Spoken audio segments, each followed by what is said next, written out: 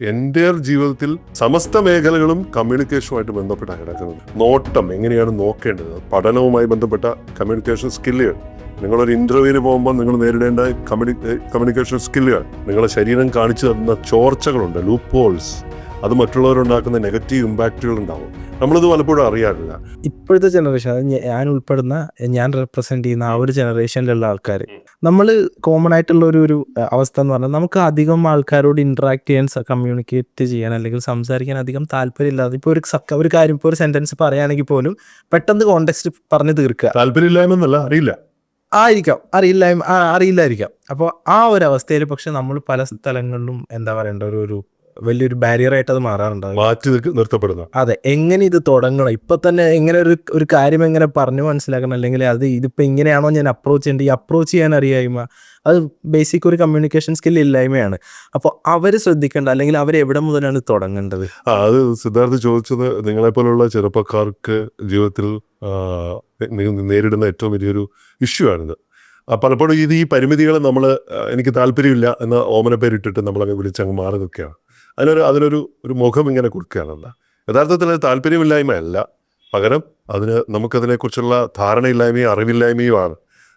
എന്തൊരു സ്കില്ലിൻ്റെ ഏറ്റവും വലിയ പ്രത്യേകത എന്ന് പറയുന്നത് സ്കില്ല് പഠിച്ചെടുക്കാൻ പറ്റും. അതേസമയം ഒരു ടാലൻറ്റ് നമുക്ക് പഠിക്കാൻ പറ്റില്ല. ടാലൻറ്റ് നിങ്ങളിൽ ഇൻബോൺ ആയിട്ടുള്ള ഒന്നാണ്, നിങ്ങളിലുള്ള ഒന്നാണ്. എല്ലാവരിലും ഉണ്ടാവും ഈ കമ്മ്യൂണിക്കേഷൻ സ്കിൽ എല്ലാവർക്കും ഉണ്ട്. ഇതിനുള്ള ടാലൻറ്റ് എല്ലാവർക്കും ഉണ്ട്. ബൈ ബർത്ത് എല്ലാവരും കമ്മ്യൂണിക്കേറ്റ് ചെയ്തിട്ടല്ല വരുന്നത്. എന്തെങ്കിലും എന്തെങ്കിലും ഡിഫക്റ്റ് ഉണ്ടെങ്കിൽ മാത്രമേ ആ കുട്ടി, അല്ലെങ്കിൽ ആ കുട്ടി കരയും. ശ്രദ്ധിച്ചിട്ടില്ലേ? കുട്ടികളെയാണ് നമ്മൾ നോക്കി പഠിക്കേണ്ടത്. അവന് വേണ്ട ഏതൊരു ആവശ്യവും അവൻ്റെ എക്സ്പ്രഷനിലൂടെയും കരച്ചിലൂടെയും ആവശ്യങ്ങളിലൂടെയും അവൻ അവസാന നിമിഷം വരെ പോയിട്ട്, അതിൻ്റെ എൻഡ് വരെ പോയിട്ട് അവനെ നേടിയെടുക്കും. അപ്പം നമ്മുടെ ഒരു കുട്ടിയെപ്പോലെ ആവണം നമ്മൾ, ഏത് അറിവ് നേടാൻ പ്രത്യേകിച്ച്. അപ്പോൾ സ്കില്ലായതുകൊണ്ട് തന്നെ, കമ്മ്യൂണിക്കേഷന് പഠിച്ചെടുക്കാവുന്ന ഒരു കാര്യമായതുകൊണ്ട് തന്നെ നമ്മളതിനെ റോളിംഗ് സ്റ്റോൺ പോലെയാണ്.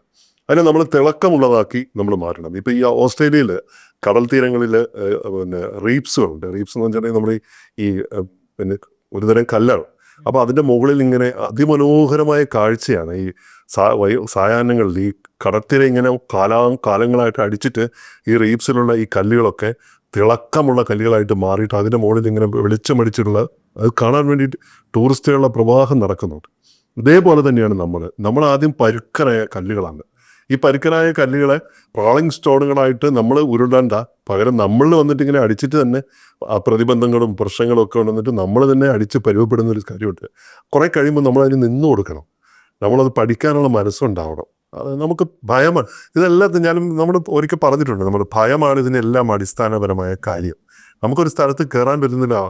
ആളുകളോടൊക്കെ നന്നായി സംസാരിക്കുന്ന ആൾക്കാരാണ്, റോഡിലോ അല്ലെങ്കിൽ പുറത്തോ മറ്റു വേദികളല്ല, വേദിക്ക് താഴെ നന്നായി കമ്മ്യൂണിക്കേറ്റ് ചെയ്യും. പക്ഷേ സ്റ്റേജിലേക്ക് അങ്ങനെ കയറിയിട്ടുണ്ടെങ്കിൽ പിന്നെ വിറച്ചിട്ട് ഒരു രക്ഷയില്ല. അപ്പോൾ അത് എന്തുകൊണ്ടാണ് അതിന് സംഭവിക്കുന്നത് വെച്ചിട്ടുണ്ടെങ്കിൽ, ഭയം എന്ന് പറഞ്ഞ വികാരമുള്ളതുകൊണ്ടാണ്. ഈ ഭയത്തെ നമ്മളെ അറിയാത്തതുകൊണ്ടാണ് ഭയം ഉണ്ടാകുന്നത്. അതിനെ നമുക്ക് തകർക്കാൻ പറ്റും. അതിനുള്ള ടൂളുകളുണ്ട്. അപ്പോൾ ഇത് പഠിച്ചെടുക്കാവുന്നതാണ്. കമ്മ്യൂണിക്കേഷൻ മാസ്റ്ററിയെ പറ്റിയിട്ട് നമ്മളിപ്പോൾ ഒരുപാട് എപ്പിസോഡുകളായി ചെയ്യുന്നത്. പൊതുവേ ആൾക്കാർ, നമ്മുടെ പ്രേക്ഷകർ നമ്മളോട് ഭയങ്കര ഡൗട്ട് ചോദിക്കുന്നുണ്ട് കമൻറ്റ് ബോക്സിലും ഇൻബോക്സിലും ഒക്കെ ആയിട്ട്. ഈ കമ്മ്യൂണിക്കേഷൻ മാസ്റ്ററി എന്താണ്, അല്ലെങ്കിൽ അത് എങ്ങനെയാണ്, കോഴ്സ് എന്തെങ്കിലും ഉണ്ടോ എന്നൊക്കെ. പ്രത്യേകിച്ച് ഈ ഫിലിം മേക്കിംഗ് ഒരു ഫീൽഡിലുള്ള ഒരാൾ എങ്ങനെയാണ് കമ്മ്യൂണിക്കേഷൻ മാസ്റ്ററി എന്ന് പറയുന്ന ഇത്രയും വ്യാപിച്ച് കിടക്കുന്ന ഒരു ഏരിയയിലേക്ക് എത്തുന്നത്? അതൊരു നല്ല ചോദ്യമാണ്. ഞാനൊരു അക്കാഡമിക് ബാക്ക്ഗ്രൗണ്ടിൽ കമ്മ്യൂണിക്കേഷൻ പഠിച്ച ആളാണ്. ജീവിതത്തിൽ നിന്ന് കമ്മ്യൂണിക്കേഷൻ പഠിച്ച ഒരാളാണ്. കമ്മ്യൂണിക്കേഷൻ്റെ രാജാത്തി എന്ന് പറയാവുന്ന, രാജ്ഞി എന്ന് ഞാൻ വിളിക്കുന്ന എൻ്റെ അമ്മ എങ്ങനെയാണ് ആളുകളോട് കമ്മ്യൂണിക്കേറ്റ് ചെയ്തിരുന്നത്, അത് ഒരു ചിരിയിൽ എങ്ങനെ ഒരു വലിയ സന്ദേശം കൊടുക്കാൻ പറ്റുന്നത്, അമ്മയിൽ നിന്നാണ് ഞാൻ അത് പഠിച്ചത്. എൻ്റെ അമ്മാവമ്മ രാഷ്ട്രീയ രംഗത്ത് വളരെ പ്രശസ്തരായിട്ടുള്ള ആളുകളായിരുന്നു മലബാറിൽ. കലയൊക്കെ ആയിട്ട് ബന്ധപ്പെട്ട അമ്മാവന്മാരെല്ലാവരും. അമ്മയ്ക്കൊക്കെ സംഗീതവും ഒക്കെ ആയിട്ട് ബന്ധമുണ്ട്. അപ്പം കമ്മ്യൂണിക്കേഷനിൽ വാക്കുകൾ എങ്ങനെ സംഗീതാത്മകമാക്കണം, കേൾക്കുന്നവർക്ക് അതെങ്ങനെ കർണാനന്ദകരമാവണം എന്നൊക്കെ എൻ്റെ അടിസ്ഥാന പാഠം എന്ന് പറയുന്നത് അവരിൽ നിന്നൊക്കെയാണ്. പിന്നെ മൗനം എന്ന് പറയുന്നത് എൻ്റെ ഫാദറിൽ നിന്നാണ് ഞാൻ പഠിച്ചത്. എൻ്റെ ഫാദർ മൗനിയൊന്നല്ലായിരുന്നു, പക്ഷേ ഒരു മുനിയെപ്പോലെ ജീവിച്ച ഒരാളാണ്.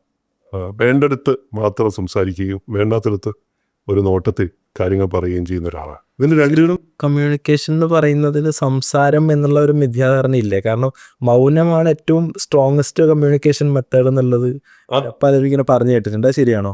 തീർച്ചയായിട്ടും നമ്മൾ കാര്യങ്ങൾ ഈ ലോകത്തിൻ്റെ ഒരു പ്രത്യേകത, നമ്മൾ ഏറ്റവും കൂടുതൽ ആളുകൾ വിഷമിച്ചതും ബുദ്ധിമുട്ടിയതും പറഞ്ഞു പോയ കാര്യങ്ങളുടെ പേരില്ല, പറയാതിരുന്ന കാര്യങ്ങളുടെ പേരിലല്ല. നീ അത് പറയാതിരുന്ന നന്നായി എന്ന് പറയുന്നത് കേട്ടിട്ട് ഞാൻ പറയണമെന്ന് വിചാരിച്ചാണ്, പക്ഷെ അത് പറഞ്ഞില്ല, നന്നായി. അത് പറഞ്ഞിരുന്നെങ്കിൽ അത് വഷളായതിന് സിറ്റുവേഷൻ. പലപ്പോഴും ഈ എരുതിയിൽ എണ്ണ ഒഴിക്കുന്ന പോലെയാണ് ചില വാക്കുകൾ. ഈ ഇടിമിന്നിലുള്ളിടത്ത് കാന്തം കൊണ്ടുപോയി വെക്കുന്ന പോലെ ഞാൻ പറയാം. അപ്പോൾ ഇത് പിന്നെ നിശബ്ദതയ്ക്ക് പക്ഷേ അതിൻ്റെ പ്രത്യേകതയുണ്ട്, സംസാരത്തിന് അതിൻ്റേതായ പ്രത്യേകതയുണ്ട്. കൃത്യമായ ആശയവിനിമയം എന്ന് പറയുന്നത് മിക്കവാറും പേരുടെ ഒരു കാലത്ത് എൻ്റെയും വലിയ കീറാമുട്ടിയായിരുന്നു. പറയുന്ന കാര്യങ്ങൾ ആവർത്തിച്ച് 2, 3, 4 തവണ പറയുക. ആൾക്കാർ കേട്ടില്ല, എന്താ പറഞ്ഞേ എന്നൊക്കെ ചോദിക്കുക. റിപ്പീറ്റേഷൻ ഒരു സ്ഥിര സ്വഭാവമായി മാറിയിരുന്നു. വ്യക്തതയില്ലാതെ സംസാരിക്കുന്നു. ആത്മവിശ്വാസക്കുറവ് വളരെയധികം ഉണ്ടായിരുന്നു.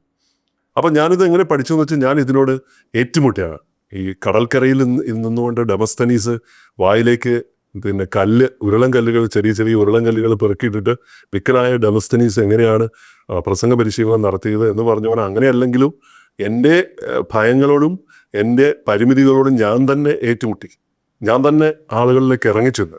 അപ്പം ഞാനൊരു കുടിയേറ്റ മേഖലയിൽ ജനിച്ചു വളർന്ന ഒരാളാണ്. കോഴിക്കോട് ജില്ലയിലെ മലയോര ഗ്രാമമായ കോടഞ്ചേരി തിരുവമ്പാടി നിയോജകമണ്ഡലത്തിൽ. എൻ്റെ വയനാട് ചുരം ഞങ്ങളുടെ പഞ്ചായത്ത്. അപ്പോൾ ഒരു വലിയ ഹിൽ സ്റ്റേഷനാണ്, ഒരുപാട് നടന്നിട്ട് പോകണം മെയിൻ റോഡിലേക്കൊക്കെ പോകാൻ. അപ്പം 10-12 കിലോമീറ്റർ നടക്കണം. ഒരു ദിവസം ഞാനൊരു 18-20 കിലോമീറ്റർ വരെ നടക്കുമായിരുന്നു. വീട്ടിൽ നിന്ന് ഇങ്ങനെ കറങ്ങി സിനിമകളെല്ലാം കണ്ട് കറങ്ങി രാത്രി 12 മണിയാവും വീട്ടിൽ വരുമ്പോൾ.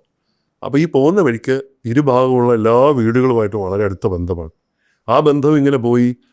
അക്കാലത്ത് ഈ കയ്യെഴുത്ത് മാസികകളുണ്ട്, അതൊരു ആളുകളുമായിട്ട് ബന്ധപ്പെടാനുള്ളൊരു മാർഗമാണ്. അങ്ങനെ കയ്യെഴുത്ത് മാസികയിലൂടെ നമ്പറുകൾ എടുത്തിട്ട്, അത് ഈ പെൻ ഫ്രണ്ട്സിൻ്റെ നമ്പറുകളൊക്കെ ഉണ്ട്, അങ്ങനെ ആ നമ്പറുകളൊക്കെ എടുത്തിട്ട് ഞാൻ പലർക്കും, വിദൂര ദേശങ്ങളിലുള്ള പലർക്കും കത്തുകൾ എഴുതും എൻ്റെ നാടിനെ കുറിച്ച്. എഴുത്തിൻ്റെ ആദ്യത്തെ ഒരു തുടക്കം അങ്ങനെയായി. കാവ്യഭംഗിയുള്ള എഴുത്തിലേക്ക് ഞാൻ പതുക്കെ കടന്നു. അപ്പോൾ പലർക്കും അവരെനിക്ക് എഴുതും, നിങ്ങളെ ഗ്രാമം കാണാൻ വലിയ ആഗ്രഹമുണ്ട്. പലരും എന്നെ കാണാൻ വേണ്ടിയിട്ട് എൻ്റെ ഗ്രാമത്തിൽ വരാൻ തുടങ്ങി. അപ്പം ഈ വാക്കുകളിലൂടെയാണ് കാണാത്തൊരു ചിത്രം, ഒരു വാഗ്മയ ചിത്രം ഞാനിങ്ങനെ വരച്ചിടാൻ തുടങ്ങി. എൻ്റെ പോസ്റ്റ് ഓഫീസിലേക്ക് എനിക്ക് 42-50 കത്തുകൾ വരെ വന്ന ദിവസമുണ്ട് ഒരു ദിവസം. അപ്പോൾ അങ്ങനെ ഏറ്റവും കൂടുതൽ എൻ്റെ നാട്ടിൽ കത്തുകൾ ലഭിക്കുന്ന ഒരാളായിരുന്നു ഞാൻ. അങ്ങനെ ഈ പോസ്റ്റ്മാൻ എനിക്ക് ഈ കത്തുകൾ തരാൻ വേണ്ടിയിട്ട് മല കയറി വരണം. അപ്പോൾ കുറച്ച് ആഴ്ചയിൽ 2 പ്രാവശ്യമൊക്കെ പോസ്റ്റ്മാൻ അവിടെ വരുള്ളൂ. ഞങ്ങൾ ആ മലപ്രദേശത്തുള്ള ഗ്രാമത്തിൽ, ഇന്ന് തുഷാരഗിരി എന്ന് അറിയപ്പെടുന്ന വളരെ പ്രശസ്തമായിട്ടുള്ള ഒരു സ്ഥലമാണ്. അത് തുഷാരഗിരി എന്ന് പേരിടാനുള്ള ഒരു ഭാഗ്യം എനിക്കുണ്ടായി പിന്നീട്. അപ്പോൾ ഇങ്ങനെ ഈ സ്ഥലത്തേക്ക് വരുന്നതുകൊണ്ട് ഞാൻ എല്ലാ ദിവസവും പോസ്റ്റ് ഓഫീസിലേക്ക് അങ്ങോട്ട് ചെന്നിട്ട് മുഹമ്മദ് മലയുടെ അടുത്തേക്ക് ചെല്ലുകയാണ്. അവിടെ ചെന്നിട്ട് ഈ കത്തുകളെല്ലാം വാങ്ങുമ്പോൾ ഈ പോസ്റ്റ്മാനോട് പറയും, റോബിൻ എനിക്കൊരു വേറെ ചെയ്യോ, ഈ കത്ത് ഒന്ന് പോകുന്ന വഴിക്ക്. അപ്പം ഞാൻ വിശ്വസ്തനാണെന്ന് മനസ്സിലായതുകൊണ്ടായിരിക്കും, അയാളെ ജോലിയാണെങ്കിലും ഈ കത്തൊന്ന് അവിടെ നിന്ന് കൊടുത്തേക്കാം, എന്തോ അർജൻറ്റ് എന്നെന്തോ ഇല്ലൻറ്റിൻ്റെ അടിയിൽ എഴുതിയിട്ടുണ്ട്, അങ്ങനെയൊക്കെ പണ്ട് ആൾക്കാർ എഴുതും. അപ്പം ഞാൻ ആ കത്ത് കൊടുക്കും. അങ്ങനെ കൊടുത്ത് ഈ പോസ്റ്റ്മാൻ്റെ ജോലി എനിക്കായി. ശമ്പളമൊന്നുമില്ലാതെ ഞാനത് വളണ്ടറി ആയിട്ട് ഏറ്റെടുത്തിട്ട് ഈ പോകുന്ന വീടുകളിലൊക്കെ ഞാൻ ഈ കത്തുകൾ കൊണ്ടുപോയി കൊടുത്തിട്ട് ഈ കത്ത് കൃത്യമായി കൊടുക്കുകയും, ഈ കൊടുക്കുന്ന കത്തല്ല പ്രധാനം, ആ വീടുമായിട്ടൊരു ബന്ധം സ്ഥാപിക്കുക എന്നുള്ള, ആ വീട്ടിലെ ആളുകളൊക്കെ ഉണ്ട്. അങ്ങനെ പതിയെ ആ പ്രദേശത്തുള്ള ആളുകളൊക്കെ എന്നെ അറിയാൻ തുടങ്ങി. ഒരു ചെറിയ പ്രദേശമല്ല, ഒരു 10-20 കിലോമീറ്റർ ചുറ്റളവിലുള്ള ഞാൻ പോകുന്ന വഴിയിലൂടെ ഒക്കെ ആളുകളെ ഞാനിങ്ങനെ കണക്ട് ചെയ്യാൻ തുടങ്ങി. ആ കണക്ട് ചെയ്യുന്നതിലൂടെ, സംസാരത്തിലൂടെ കൂടുതൽ സംഗതി. ഇപ്പോൾ അതിനൊക്കെ എൻ്റെ ആയുധം എന്ന് പറയുന്നത് അമ്മയിൽ നിന്ന് ഞാൻ പഠിച്ച ആ പുഞ്ചിരിയാണ്, നിഷ്കളങ്കമായൊരു ചിരിയുണ്ട്. അപ്പോൾ അത് നമ്മളത്ര നിഷ്കളങ്കനൊന്നും ആയിട്ടില്ലെങ്കിലും നമ്മൾ അങ്ങനെ ആളുകളുമായിട്ട് അങ്ങനെ അടുക്കാനൊരു കാരണമായി. അവിടെ നിന്നാണ് പതുക്കെ സിനിമാ രംഗത്തേക്ക് വരുമ്പോഴും ഒക്കെ ഞാൻ ഈ ബന്ധങ്ങൾ സ്ഥാപിക്കാൻ എപ്പോഴും ശ്രമിച്ചുകൊണ്ടിരുന്നു. പുതിയ ബന്ധങ്ങൾ, അതിൻ്റെ ഊഷ്മളത നിലനിർത്താൻ ശ്രമിച്ചുകൊണ്ടിരുന്നു. ആ ബന്ധങ്ങളിലൂടെ ആളുകൾക്ക് ഞാനൊരു കുഴപ്പക്കാരനൊന്നുമല്ല, ഒരു പ്രശ്നമൊന്നുമില്ല, അയാളെ നമ്മുടെ കൂടെ കൂട്ടാവുന്ന ഒരാൾ ആണ് എന്ന് ആളെനിക്ക് തോന്നി തുടങ്ങി. ഇങ്ങനെയാണ് എൻ്റെ അടിസ്ഥാനപരമായിട്ടുള്ള എൻ്റെ ഒരു കമ്മ്യൂണിക്കേഷൻ സ്കില്ല് ഞാൻ വളർത്തിയെടുക്കുന്നത്. പക്ഷേ സിനിമയിൽ വരുന്ന ആ കാലം വരെയും പല കാര്യങ്ങളും ആവർത്തിച്ച് പറയേണ്ടി വരുന്ന, വ്യക്തതയില്ലാതെ പറയേണ്ടി വരുന്ന ഒരു സിറ്റുവേഷനൊക്കെ ഉണ്ടായിട്ടുണ്ട്. അതിന് ഞാൻ മറികടന്നത് പരിശീലനം കൊണ്ടാണ്. ഒന്ന്, തിരക്കഥയൊക്കെ എഴുതുമ്പോൾ ഈ കഥയിലെ തിരക്കഥയും സംഭാഷണമൊക്കെ ഉറക്കെ വായിക്കുക എന്നത് ഒരു ശീലമാക്കി. അപ്പം പിന്നീട് ഞാൻ അതിന് മാതൃകയാക്കി ഒരുപാട് പേരുണ്ട്. ഫാസിൽ സാറ്, ബദ്ര സാറ്, അതുപോലെ തന്നെ ഡയറക്ടർ രഞ്ജിത്ത്. രഞ്ജിത്തിനൊക്കെയാണ് എൻ്റെ കഥ പറച്ചിലിൻ്റെ ഏറ്റവും വലിയ ഉദാഹരണമായിട്ട്. പിന്നെ കോഴിക്കോട്ടുകാരൻ നിലയ്ക്ക് MD വാസുദേവൻ നായർ. അപ്പോൾ അദ്ദേഹത്തിൻ്റെ നിശബ്ദത, മൗനം, വാക്കുകൾക്കിടയിലുള്ള മൗനം. പിന്നെ വായന തന്നിട്ടുള്ള വാക്കുകളുടെ ഒരു ഇത് നരേന്ദ്രപ്രസാദ്, മുരളിച്ചേട്ടൻ, നിരവധി ആൾക്കാരുണ്ട് അങ്ങനെ. ഇവരൊക്കെ തന്നെയും പല വിധത്തിലാവില്ലേ കമ്മ്യൂണിക്കേറ്റ് പല വിധത്തിലാണ്. ചെയ്യേണ്ട, പല രസമായിട്ട്. പക്ഷേ ഈ പ്രസാദ് സാറിൻ്റെ ഒക്കെ ഒരു ബാക്ക്ഗ്രൗണ്ട് എന്ന് പറയുന്നത് പിന്നെ ഈ അവർക്ക് നാടകത്തിൻ്റെ ഒരു പരിശീലന കളരി ഉള്ളത് കൊണ്ട് തന്നെ വാക്കുകൾ അതിമനോഹരമായി ഉപയോഗിക്കുന്നതിൻ്റെ രീതി, റെൻഡറിങ് ഒക്കെ ഉണ്ട്. അപ്പോൾ പിന്നെ ഞാൻ സിനിമയിൽ വന്ന് വലിയ സിനിമകളൊക്കെ എഴുതാൻ തുടങ്ങിയപ്പം മനോജ് കെജേനെ പോലുള്ള ആളുകൾ, അങ്ങനെ നിരവധി ആളുകൾ നമ്മുടെ സിനിമയിലൂടെ ഒത്തിരി ആളുകൾ വന്നിട്ടുണ്ട്. അപ്പോൾ ആ ആളുകളൊക്കെയായിട്ട് ആത്മബന്ധം പുലർത്തിക്കൊണ്ട് ആ കഥാപാത്രങ്ങളെയൊക്കെ മോൾഡ് ചെയ്തെടുക്കുന്നതിൽ എൻ്റെ തന്നെ ഒരു കഥാപാത്ര സൃഷ്ടിയെ എങ്ങനെയാണ് എൻ്റെ മുന്നിൽ ഇങ്ങനെ ഉണ്ടാക്കിയെടുക്കുന്നതെന്ന് ഞാൻ തന്നെ അനുഭവിച്ചു. അത് സ്ക്രീനിൽ വന്ന് കയ്യടി നേടി പോകുമ്പോൾ വില്ലന്മാരൊക്കെ എൻ്റെ വില്ലന്മാരൊക്കെ എന്ന് പറഞ്ഞാൽ ഭയങ്കര പൊരിഞ്ഞ കയ്യടി വാങ്ങിയ ആൾക്കാർ. ഇപ്പോൾ ഇന്ദ്രപ്രസ്ഥത്തിൻ്റെ പോൾ ബി ഐസക്, വേവട്ടൻ ഇപ്പോൾ കഴിഞ്ഞ മാസം വിളിച്ചപ്പോഴും പറഞ്ഞു, പോൾ ബി ഐസക്കിനെ പോലെ റോബിൻ എനിക്കൊരു കഥാപാത്രം വേണം. എന്തൊരു രസമായിരുന്നു ആ കഥാപാത്രം എന്ന് പറയും. മനോജ് കെജേൻ്റെ കഥാപാത്രങ്ങൾ, വില്ലൻ വേഷങ്ങൾ, സായിവൽ തിരുമേനിയിലെയും ഉന്നതങ്ങളിലെയും കഥാപാത്രങ്ങൾ, കണ്ണൂരിലെ മനോജ് കെജേൻ്റെ കഥാപാത്രം, അങ്ങനെ നിരവധി കഥാപാത്രങ്ങളുണ്ട്. അപ്പോൾ ഈ വില്ലൻ്റെ ഭാഗത്ത് സായികുമാർ അഭിനയിച്ച പതാകയിലെ കഥാപാത്രം, ഒത്തിരി പേരുണ്ട്. കണ്ണൂരിലെ റിസബാവയുടെ കഥാപാത്രം, വില്ലൻ കഥാപാത്രം, ഇവരൊക്കെ കയ്യടി നേടിയ ആളുകളായിരുന്നു. അപ്പം ഇതൊക്കെ ഞാൻ എൻ്റെ പരിശീലന കളരി ഈ പുറത്തുള്ള എൻ്റെ ചുറ്റുമുള്ള മനുഷ്യരും ഈ പറയുന്ന സിനിമയിലെ എൻ്റെ ഈ കഥാപാത്രങ്ങളിലൂടെയുള്ള ഡിസ്കഷനും സംസാരവും ഈ ചർച്ചകളൊക്കെയാണ്. അപ്പോൾ കഥ പറഞ്ഞ് കഥ പറയൽ എന്ന് പറയുന്നത് ഒരു വലിയ പരിശീലന കളരിയാണ്. പിന്നെ ഈ കഥാപാത്രങ്ങളൊക്കെ തന്നെ റോബിൻ ചേട്ടൻ കണ്ടിട്ടുള്ള ആൾക്കാരും അവരുടെ മാനറിസംസും കമ്മ്യൂണിക്കേഷൻ ഒക്കെ അതിലേക്ക് നമ്മൾ കണ്ടുമുട്ടിയുള്ള ആളുകളൊക്കെ തന്നെയാണ്.